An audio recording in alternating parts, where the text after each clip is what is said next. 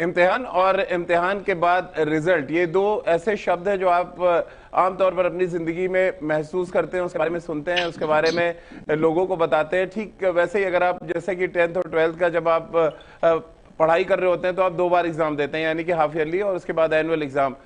ठीक उसी तरह से अगर हम बात करें जिंदगी की, तो जिंदगी हर कदम पे आपका इम्तिहान लेती है, और कुछ वैसी ही बात अब क्रिकेट के मैदान पर लागू होती है, जहां पर हर हफ्ते आपको इम्तिहान देना पड़ता है और उसका एक रिजल्ट आता है, यानी कि आईसीसी की रैंकिंग जारी होती है, और तब आपको ये पता चलता है कि आप कितनी अच्छी क्रिकेट खेल रहे हैं बतौर इंडिविजुअल और कितनी अच्छी क्रिकेट आप खेल रहे हैं एज अ टीम।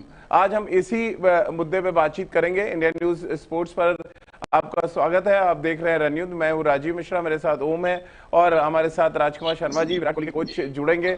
और इसी इम्तिहान और रिजल्ट के बीच में क्या कुछ पकता है खिचड़ी, किस तरह से आप तैयारी करते हैं और किस तरह से जब रिजल्ट आता है तो आप कभी खुशी महसूस करते हैं तो कभी गम का साया आपको घेर लेता है। आखिर रिजल्ट और उससे ठीक पहले इम्तिहान क्यों हर कदम पर आपकी परीक्षा लेता रहता है, इस पर भी बातचीत करेंगे। क्योंकि अब हर हफ्ते अगर क्रिकेट के मैदान पर इम्तिहान होता है तो जाहिर सी बात है उसके रिजल्ट की भी बेताबी से लोग प्रतीक्षा करते हैं, यानी इंतजार करते हैं, फिर वो चाहे T20 फॉर्मेट हो, ओडीआई हो या टेस्ट मैचेस हो।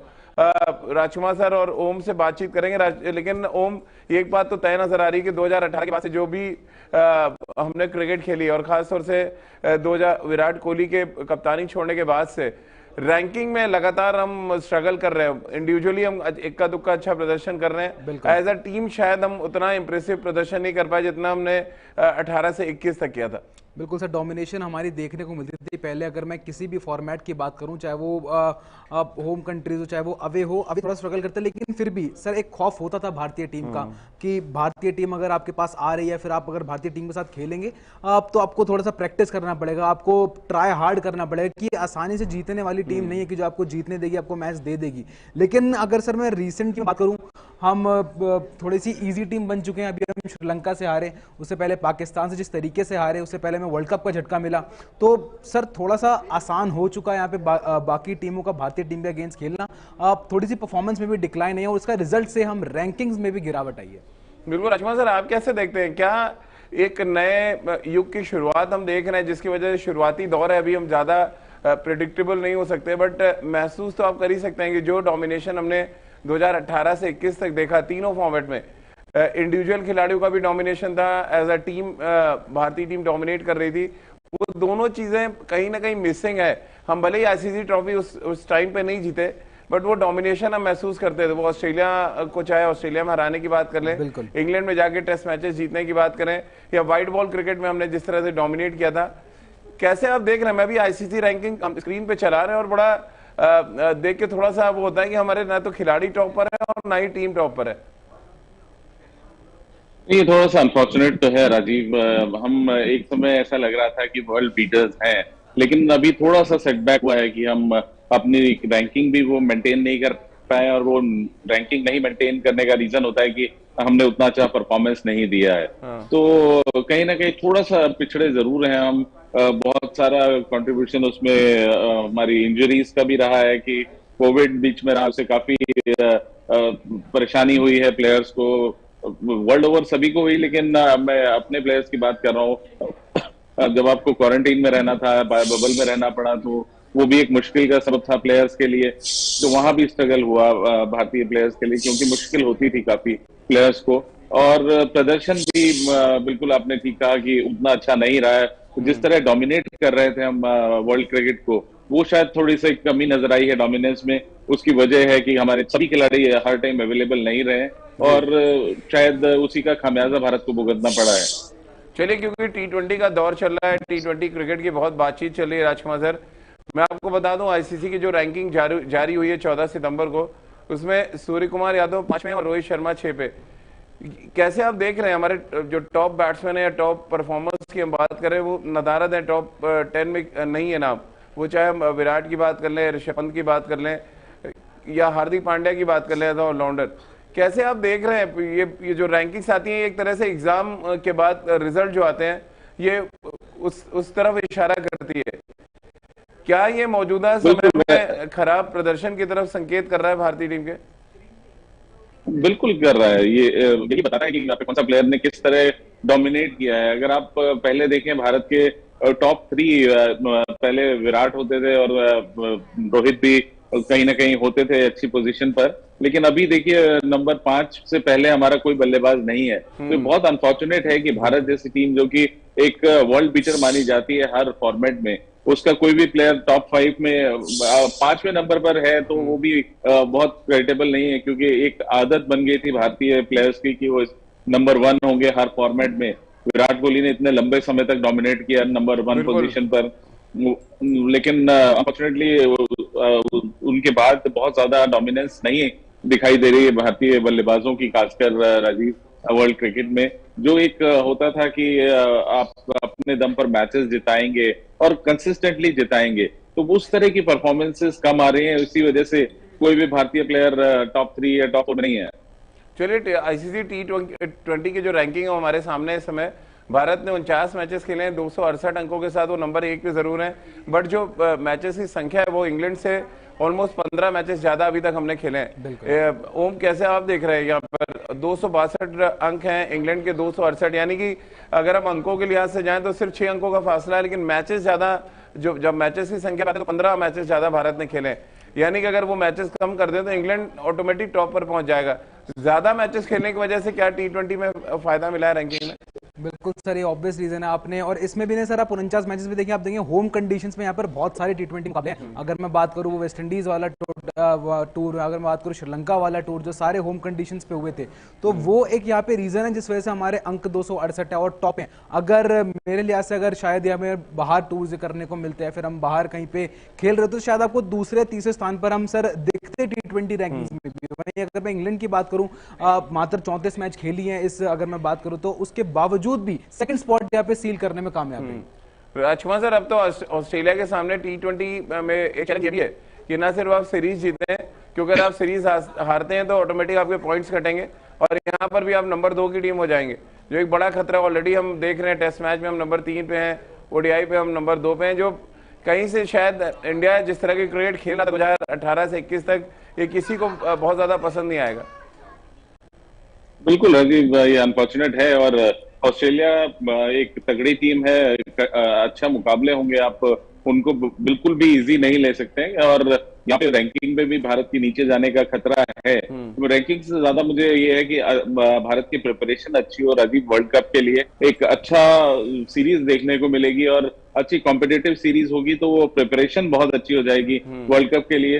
तो ये आने वाली दोनों सीरीज बहुत इंपॉर्टेंट है, रैंकिंग के हिसाब से तो बिल्कुल है, लेकिन साथ साथ वर्ल्ड कप के प्रिपरेशन के हिसाब से बहुत इंपॉर्टेंट है, क्योंकि हम सभी जानते हैं कि ऑस्ट्रेलिया और साउथ अफ्रीका वर्ल्ड की टॉप 2 टीम्स में से हैं, तो उनके साथ मुकाबले होंगे तो आपको अपना पोटेंशियल भी पता लगेगा कि आप कहाँ स्टैंड कर रहे हैं। जरूर ऐसा है कि वर्ल्ड कप ऑस्ट्रेलिया में है, वहाँ कंडीशंस डिफरेंट होंगी, लेकिन फिर भी आपको आइडिया लग जाएगा कि हम कहाँ स्टैंड कर रहे हैं वर्ल्ड क्रिकेट में, या T20 वर्ल्ड कप में हमारे क्या चांसेस हैं।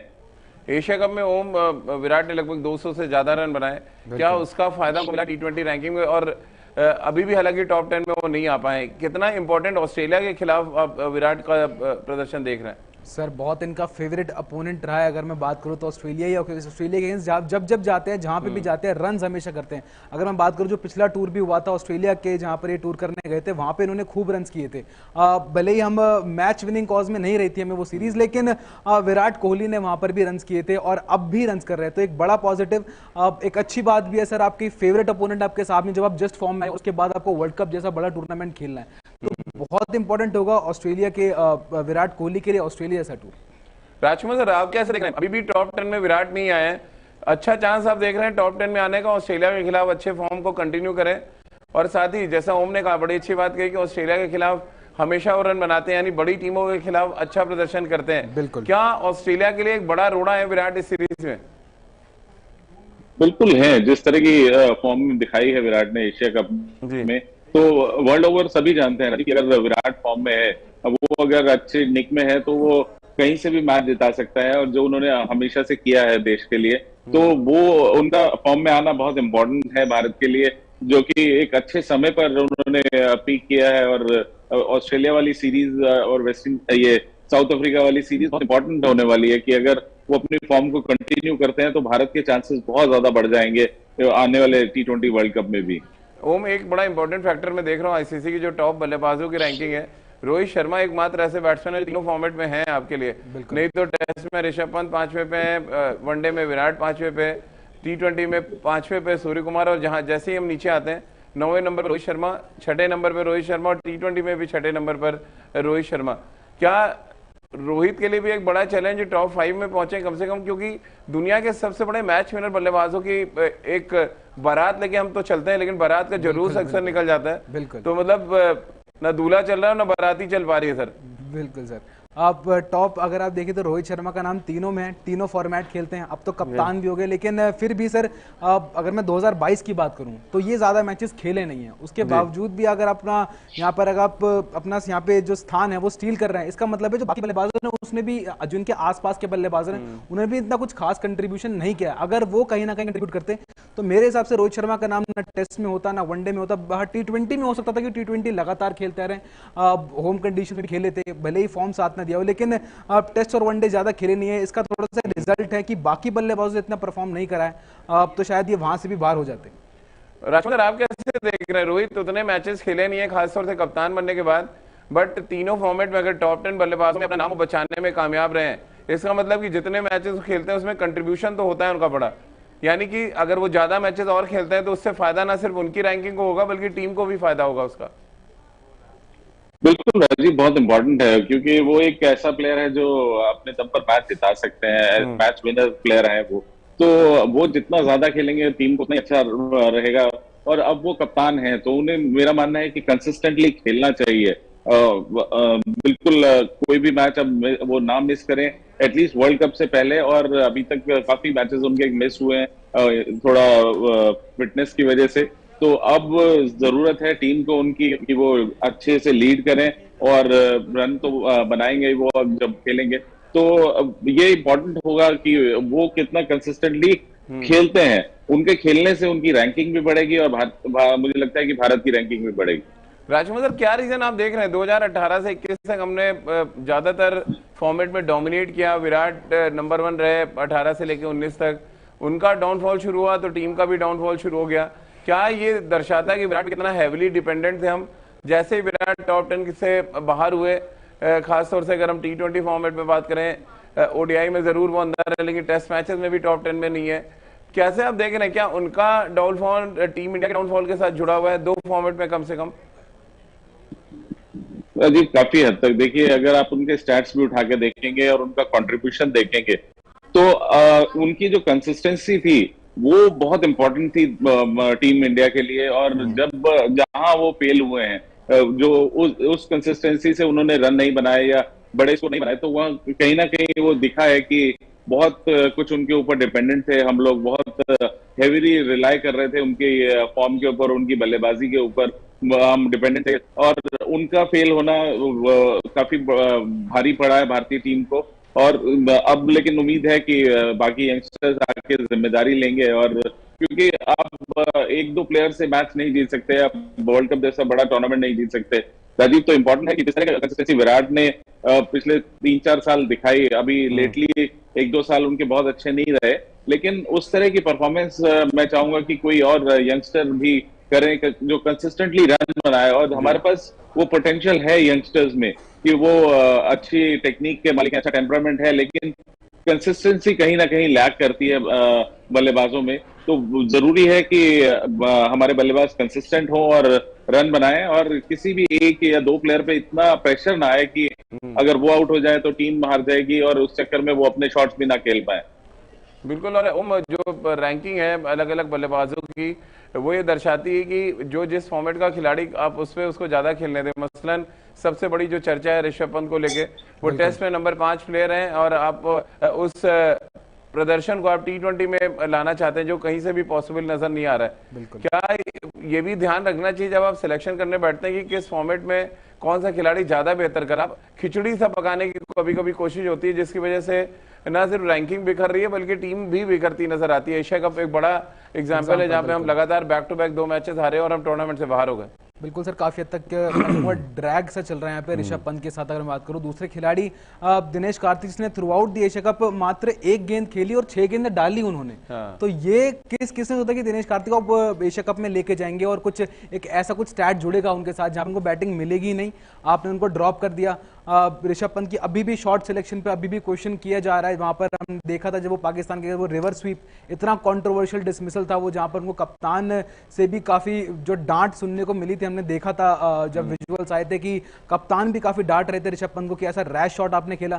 सर शॉट सिलेक्शन बहुत इंपॉर्टेंट है टी20, और जिस नंबर पे सर वो आते हैं वो इतना क्रूशल होता है कि आपको इधर से उधर आप मैच लेके जा सकते हैं। वहां पे सर अगर आप कन्वर्ट नहीं कर पा रहे, आपको लगातार चांसेस दे रही है टीम, तो सर कहीं ना कहीं आपके सिलेक्शन पे भी सवाल उठेगा और शायद आपको कुछ मैचेस बाद आपको दोबारा से ड्रॉप होते हुए नजर आएंगे ऋषभ पंत। राजकुमार, क्या रीजन आप देख रहे हैं? हमने पिछले 3 सालों में 19 के बाद से खासतौर से, और विराट ने 21 में कप्तानी छोड़ी, कई यंगस्टर्स को हमने देखा जो बहुत सुपरस्टार की तरह है, बट जैसी रैंकिंग पे हम नजर डालते हैं किसी का भी अता पता नहीं है। वो चाहे ईशान किशन हो के राहुल की बात कर लें, सूर्य कुमार यादव एकमात्र ऐसे बैट्समैन जिनकी एंट्री हुई है टी20 फॉर्मेट में। ये भी एक चीज दर्शाता है कि ठीक है, हम भले ही तीनों फॉर्मेट में हम अच्छे खिलाड़ी तो तलाश रहे हैं, बट वो कंसिस्टेंट नहीं है, शायद इस वजह से वो ब्रेक थ्रू नहीं कर पा रहे टॉप 10 में। बिल्कुल राजीव, मैं यही कहता हूँ कि हम लोग बड़ी आशाएं रखते हैं अपने यंगस्टर से कि ये आएंगे और अब रिप्लेस कर देंगे सीनियर्स को, लेकिन कहीं ना कहीं पहले इन्हें अपनी जगह पक्की करनी होगी टीम में। आप देखिए 2 मैच खेल के ड्रॉप हो जाते हैं या 4 मैच खेल के ड्रॉप हो जाते हैं, तो वो बड़ा अनफॉर्चुनेट है। आप कहाँ वर्ल्ड रैंकिंग की बात कर रहे हैं, आप अपनी टीम में ही कंसिस्टेंटली अपनी जगह नहीं बना पा रहे हैं, या जगह बना पा रहे हैं तो आप परफॉर्म ऐसा नहीं कर रहे हैं कि आप वर्ल्ड रैंकिंग में आए। वर्ल्ड रैंकिंग में आने के लिए आपको अपने दम पर मैचेस जिताने होंगे और दैट टू कंसिस्टेंटली। तो वो आप मुझे नहीं याद आता कि बहुत ज्यादा अगर सूर्य कुमार की एक मैं इंग्लैंड वाली सेंचुरी छोड़ दूं, तो आप मुझे बताइए कि गिनी चुनी परफॉर्मेंस होंगी हमारे यंगस्टर्स की कि उस दिन उन्होंने ऐसी बल्लेबाजी करके मैच जिताया। तो जब तक आप ऐसा नहीं करेंगे तो आप वर्ल्ड रैंकिंग में नहीं आ सकते हैं। जी, अब जरा बॉलर से भी नजर डालते हैं राजकुमार सर, क्योंकि बॉलिंग पे भी कुछ हाल वैसा ही है। हमेशा कहते हैं गेंदबाज मैच जिताते हैं, बट जो हर महीने की हर हफ्ते की जो रैंकिंग आती है, मैं आपको बता दूं टी20 की रैंकिंग में भुवनेश्वर कुमार 7वें नंबर पर है और आपके नंबर 1 स्पिनर जो है 27वें रैंक में है, यानी कि यजुवेंद्र चहल। अब आप इससे अंदाजा लगाइए कि जब वो बायलैटरल सीरीज घर में खेलते हैं तो अलग उनकी बॉलिंग होती है, जैसे ही वो बाहर जाते हैं उनकी अलग गेंदबाजी हो जाती है, और मल्टीनेशनल टूर्नामेंट्स में उनका भी यही हाल है। अब आईसीसी टेस्ट रैंकिंग में अश्विन नंबर 2 पे हैं और जसप्रीत बुमराह नंबर 4 पे। तो टॉप 5 गेंदबाजों में कम से कम ये 2 नजर आ रहे हैं। ओडीआई की अगर हम बात करें तो ओडीआई में भी कुछ हाल वैसे ही है राजकुमार सर, यानी कि टॉप की जो गेंदबाजों की हम बात करते हैं वहां पर कोई भी गेंदबाज हमें नजर नहीं आ रहा। कैसे आप देख रहे हैं इसको? बॉलर्स मैच जिताते हैं, क्या रिसेंटली हमने कम ओवरसीज मैचेस जीते हैं, उसमें भी एक बड़ा रीजन ये है। अब जसप्रीत बुमराह ओडीआई में भी अगर हम बात करें तो वही एकमात्र गेंदबाज है जो नंबर 4 पे हैं, और यजुवेंद्र चहल 18वें नंबर पे हैं। कैसे अब आप बताइए इन गेंदबाजों के दम पे हम टी20 वर्ल्ड कप जीतने की बात कर रहे हैं? जी, ये बहुत बड़ी कमी रही है। अगर हम एशिया कप में भी देखें तो हमारा मिडिल ऑर्डर बहुत अच्छा नहीं किया, लेकिन फिर भी हम लोग 170-80 जैसा हम कल प्रोग्राम में बात कर रहे थे कि बना रहे थे, तो वहां पर लेकिन गेंदबाजी हमारी कंसिस्टेंट नहीं है, या वो पैनापन नहीं है हमारी गेंदबाजी में। और अगर आप जसप्रीत बुमराह को हटा दें तो बहुत हल्का लग रहा है भारत का बॉलिंग। आप स्पिनर की बात कर रहे हैं, हम बहुत ज्यादा बोस्ट करते हैं क्योंकि हमारे नंबर 1 गेंदबाज हैं वो टी20 में और वनडे क्रिकेट में, लेकिन जो आप ये स्टैट्स बता रहे हैं वो देखकर तो मुझे भी बहुत आश्चर्य हो रहा है कि उनकी रैंकिंग इतनी नीचे है वर्ल्ड क्रिकेट में। इंडिया जैसी टॉप की टीम का नंबर 1 स्पिनर अगर 27वें नंबर पर है तो ये बहुत अनफॉर्चुनेट है, और इसका मतलब है कि उन्होंने परफॉर्मेंस अच्छा नहीं किया है, तभी वो रैंकिंग में इतना नीचे है। और उनके अलावा तो कोई गेंदबाज नजर भी नहीं आ रहा आसपास। तो कहीं ना कहीं दोबारा से जरूरत है कि आप अपनी बॉलिंग पे काम करें। और राजीव, मैं यहाँ पे कहना चाहूंगा कि एक समय था पीछे, अगर आप देखें हमारे पास 9-10 ऐसे फास्ट बॉलर थे कि आप किसी को भी खिला लीजिए, और सब लोग बिल्कुल ऐसा लग रहा था कि नहीं यार उसको खिला लेते हैं, वो ज्यादा बेटर है। लेकिन कहीं ना कहीं अभी थोड़ी सी तलाश करनी पड़ रही है भारत को गेंदबाजों की। तो एकदम से वैक्यूम से ऐसा क्यों आया है, मुझे मतलब समझ में नहीं आ रहा है ऐसा क्यों है। कि राजकुमार सर, जब भी हम रैंकिंग की बात करते हैं, रैंकिंग में कुछ सर्टेन आपके प्रदर्शन पे पॉइंट्स ज्यादा मिलते हैं। मसलन अगर आपने T20 फॉर्मेट में 5 विकेट ले लिया, उसके अलग पॉइंट्स हैं, तो इसी तरह से बैटिंग में भी अलग पॉइंट्स हैं, आप किन ओपोनेंट के खिलाफ किन परिस्थितियों में रन बनाते हैं। अब अगर मैं भुवनेश्वर कुमार की गेंदबाजी की बात करूं, एकमात्र जो इम्पैक्ट उन्होंने डाला वो अफगानिस्तान के खिलाफ था या पाकिस्तान के खिलाफ पहले मैच में, कंसिस्टेंट नहीं है। बीच के वो मैच में उनको बहुत मार पड़ी, वो हांगकांग के बैट्समैनों ने भी पिटाई की, कुछ वही हाल यजुवेंद्र चहल का है। कैसे कंसिस्टेंट गेंदबाज आप खासतौर से T20 में लाएंगे, क्योंकि 7 पे एक गेंदबाज है, दूसरा 27 पे, यानी कि बहुत बड़ा डिफरेंस, बड़ा वैक्यूम है बीच में T20 फॉर्मेट में खासतौर से। राजीव, टॉप 5 में ही नहीं होना किसी भी भारतीय गेंदबाज का, तो ये बहुत अनफॉर्चुनेट बात है कि भारत नंबर 1 टीम है T20 क्रिकेट में। भले हम ज्यादा मैच खेल के नंबर 1 पर हैं, लेकिन फिर भी अगर हम नंबर 1 पर हैं तो हमारा एक गेंदबाज टॉप 10 में है, भुवनेश्वर कुमार, वो भी नंबर 7 पर। तो ये दर्शाता है कि हमारे पास वो पैनापन नहीं है गेंदबाजी में। वो आप देखें जिस तरह की गेंदबाजी T20 क्रिकेट में चाहिए आपको, वहां पर जो स्पीड चाहिए या जो वेरिएशन चाहिए वो नहीं है। भले आप फास्ट बॉलर्स की बात करें, वहीं पर स्पिनर्स भी हमारे मार खा रहे हैं। तो कहीं ना कहीं अब बहुत ज्यादा जरूरत है कि इस समय हम अपनी गेंदबाजी की ओर ध्यान दें और उसको इम्प्रूव करने की कोशिश करें। मैं अभी गेंदबाजों की एज पे नजर डाल रहा था, बल्लेबाजी जैसी प्रॉब्लम गेंदबाजी में भी है। बल्लेबाजी में सूर्य कुमार यादव 32 साल के हैं, रोहित शर्मा 36 साल के हो रहे हैं, खाली एकमात्र युवा जो है वो ऋषभ पंत है जो 25 साल के हैं। अब मैं गेंदबाजी में आता हूँ राजकुमार सर, तो यही हाल यहाँ पर भी है। जो सबसे यंग है वो जसप्रीत बुमराह नजर आ रहे हैं, वो भी 30 के आसपास पहुंच रहे हैं। भुवनेश्वर कुमार ऑलरेडी 30+ है, फिर यजुवेंद्र चहल का भी वही हाल है। यानी कि यंगस्टर कोई आपको आके ही नहीं दिखा रहा कि वो कंसिस्टेंटली आपको मैच जिताएगा उसका सीधा, क्योंकि आमतौर पे हम एक मैच याद रखते हैं, उसके बाद अगले 3, 4, 5 मैचेस में अगर अच्छा नहीं कर रहा फिर भी वो प्रदर्शन हमें ध्यान रहता है जहां पे किसी गेंदबाज ने मैच जिताया था। कैसे आप देख रहे हैं, तो बड़ा सा गैप नजर आ रहा है, एक वैक्यूम है। मतलब सीनियर खिलाड़ी, एक्सपीरियंस खिलाड़ी परफॉर्म करेंगे और जो यंगस्टर आ रहे हैं उनका कंसिस्टेंट ना होना एक बड़ा खतरे की घंटी है। सर बिल्कुल, आयरलैंड टूर पे ले गए थे जहां पर, जी ओम बात कर रहे हैं, फिर राजकुमार सर आप पूरी करें बात। आयरलैंड टूर पे सर हमने देखा था जहाँ पे भुवनेश्वर कुमार गए थे एक लीडर बनके, और साथ में उनके पीछे उमरान मलिक और अर्शदीप सिंह गए थे। अब उसके बाद से सर दोबारा से वही जो सीनियर गेंदबाज है वो भर चुके हैं। अब देखना होगा कि एशिया कप में, माफ कीजिएगा, वर्ल्ड कप में क्या होगा। अब वर्ल्ड कप में आपके पास भुवनेश्वर कुमार रहेंगे, आपने मोहम्मद शमी को रखा कंसिडरेशंस में, तो साथ में दोबारा से अर्शदीप सिंह के ऊपर जो है प्रेशर होगा और साथ में होगा हर्षद पटेल के ऊपर। तो सर आयरलैंड टूर के बाद से दोबारा से यहाँ पर थोड़ा सा वो सॉर्टेड सा लग रहा है कि एक सीनियर गेंदबाज जहां पर आपको थोड़ा सा यंग गेंदबाजों को गाइड करता हुआ नजर आएगा। राजकुमार सर, कितनी उम्मीदें आप ऑस्ट्रेलिया के खिलाफ होने वाली सीरीज से रख रहे हैं? कौन से खिलाड़ी हैं आपकी नजर में जो टॉप पर पहुंच सकते हैं इस सीरीज के बाद? जो आप, या विराट की बात सबसे पहले कर ले, क्या विराट ब्रेक थ्रू करते नजर आ रहे हैं टॉप 5 या टॉप 10 में? देखिए, अच्छी क्रिकेट खेल रहा है वो, एशिया कप में अच्छी बल्लेबाजी की है और अब मैचेस भारत में है, तो मुझे लगता है कि एडवांटेज तो रहेगा भारतीय बल्लेबाजों को, विराट को भी। और देखना होगा कि कंसिस्टेंटली कौन कितना कंट्रीब्यूट करता है, क्योंकि एक तो भारत, जैसे हम जिक्र कर रहे थे कि भारत ने अपना टेम्पलेट बदला है, हम बहुत आक्रामक क्रिकेट खेलना चाहते हैं। तो ये आपको अपोजिशन के हिसाब से, मैं पहले दिन से कहता था कि आपको अपोजिशन और सर्कमस्टांसेस के हिसाब से क्रिकेट खेलनी होती है, ना कि आप अपने मीटिंग में ये डिसाइड कर लें कि हम ऐसे ही खेलेंगे भले हम 6 विकेट खो दें पावर प्ले में। तो ऐसा नहीं होगा और मुझे उम्मीद है कि बाकी बल्लेबाज शानदार प्रदर्शन करेंगे, क्योंकि यहाँ पर विकेट्स भी काफी हेल्पफुल हैं और मुझे लगता है कि अपनी होम कंडीशंस में खेलने का फायदा जरूर होगा भारतीय बल्लेबाजों को, और आप देखेंगे कि रैंकिंग भी बढ़ती हुई दिखाई देगी बल्लेबाजों की। ओम, आप कैसे देख रहे हैं? आपकी नजर में कौन से वो खिलाड़ी जो टॉप 5 में पहुंच सकते हैं अच्छा करके, या टॉप पर जा सकते हैं? मसलन सूर्य कुमार यादव के पास बड़ा मौका है टॉप 5 में, वो टॉप 3 या टॉप 2 में चले जाएं। क्या सूर्य कुमार यादव के अलावा बॉलिंग बैटिंग दोनों में कौन से खिलाड़ी आपको नजर आ रहे हैं?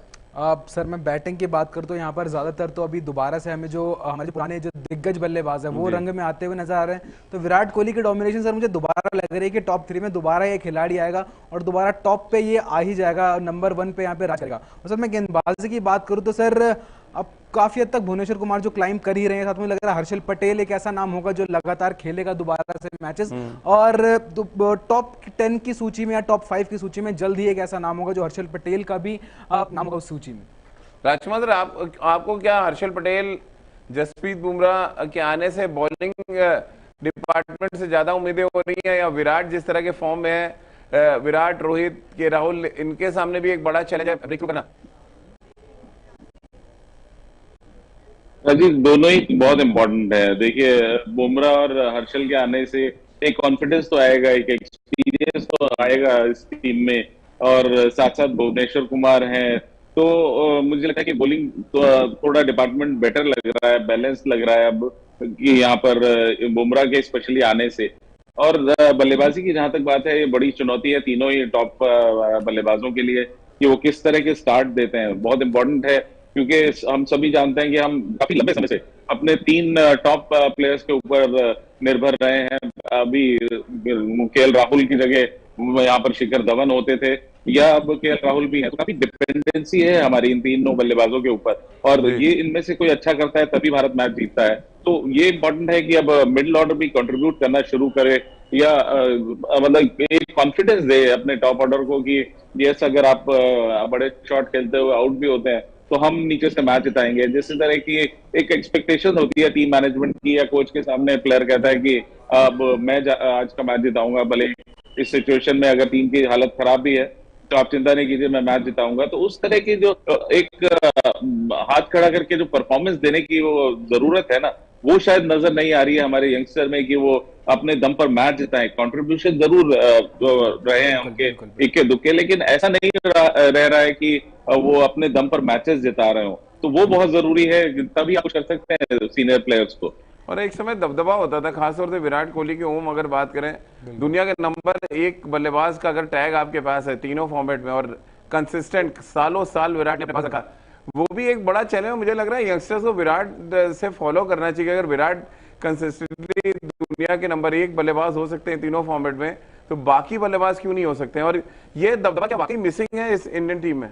सर बिल्कुल सर, कोई आप एक ऐसा यंगस्टर बताइए जिसका इम्पैक्ट कुछ ऐसा रहा हो कि जो डोमिनेट करे और लगातार जिसको स्ट्रैटेजीज को ऑपोजिशंस को स्ट्रैटेजी बनानी पड़े कि भाई ये एक बल्लेबाज है, इसके खिलाफ हमें एक स्ट्रैटेजी बनानी पड़ेगी, ये आसानी से आउट होने वालों में से नहीं है। आपके पास मैं बात करूं तो टेस्ट में अब ऋषभ पंत एक ऐसा नाम जो सिंगल हैंडेडली आपको मैचेस जिता रहे हैं, चौथी इनिंग्स में हम बैटिंग करने आते हैं, उसके बाद गेम अवे लेके चले जाते हैं आपसे। तो लेकिन अभी भी व्हाइट बॉल क्रिकेट में ऐसा कोई यंगस्टर दिखता नहीं इसके अंदर ऐसा स्पार्क हो और जो डोमिनेट करे, और विराट कोहली के साथ साथ एक ऐसा बल्लेबाज जो सिंगल हैंडेड गेम्स अवे लेकर जाए और आईसीसी रैंकिंग्स में भी उसका दबदबा हो। बिल्कुल है, विराट जैसा राजकुमार सर डोमिनेशन क्यों नहीं नजर आ रहा है? क्या रीजन आप देख रहे हैं? क्वालिटी बैट्समैन आ रहे हैं, तमाम टैलेंट भी आ रहा है, बट वो जो डोमिनेशन विराट ने दिखाया, एक सालों साल डोमिनेट किया तीनों फॉर्मेट में, वो डोमिनेशन क्यों हमारे बाकी के बैट्समैन नहीं कर पा रहे? जी, जरूरत है इन प्लेयर्स को सीखने की कि किस तरह Virat Kohli player of the decade बने। 10 साल तक उन्होंने पूरी तरह से डोमिनेट किया वर्ल्ड क्रिकेट में, एंड दैट टू तीनों फॉर्मेट में। तो वो दर्शाता है कि वो किस तरह, क्या उनका डेडिकेशन था, क्या उनका फिटनेस था, क्या उनका फोकस था, क्या उनकी इंटेंट थी कि अपनी टीम को जिताने के लिए। तो वो एक जो इंटेंट चाहिए, वो उतना, जैसे कहते हैं, वो जज्बा चाहिए कि आप कहें कि अगर मैं भारतीय टीम में आया हूं तो अपनी जगह पक्की करूंगा, और जगह पक्की ऐसे करूंगा कि मैं भारत को कंसिस्टेंटली मैच जिताऊंगा। तो वो सारी परफॉर्मेंसेस अब नहीं नजर आ रही। आप इक्का दुक्का परफॉर्मेंस करके आप 2 मैचेस एक्स्ट्रा खेल लेते हैं, लेकिन ऐसा बल्लेबाज नहीं नजर आ रहे जो लगे कि नहीं, ये आगे आने वाले 5 साल जरूर खेलेगा ये बल्लेबाज, क्योंकि इसमें मादा है भारत को मैचेस जिताने का।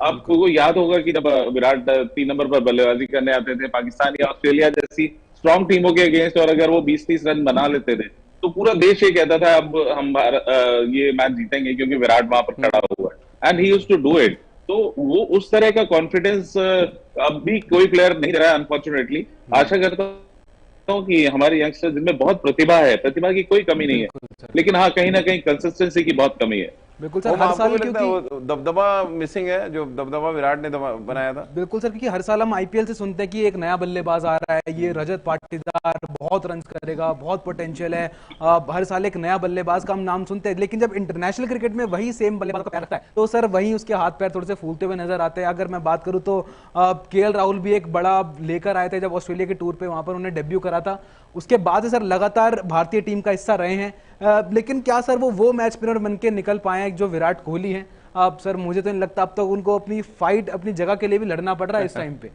बिल्कुल राजकुमार सर, वो जो दबदबा था विराट कोहली का, वो दबदबा तभी आएगा जब आईसीसी की तीनों रैंकिंग में आप नंबर 1 के खिलाड़ी बन जाएं। तो ये तो कहना फिजूल होगा जो आमतौर पर हम सुनते हैं कि नहीं रैंकिंग पे कोई ध्यान नहीं देता है, हमें फर्क नहीं पड़ता हम नंबर 1 टीम है या नंबर 2 टीम है। बट एक्चुअली वो दबदबा तो आपका बताता है कि आप किस तरह डोमिनेट कर रहे हो। वो सीधा आपको तभी पता चलता है जब आप आईसीसी के रैंकिंग्स में टॉप की टीम हो या टॉप के खिलाड़ी हो।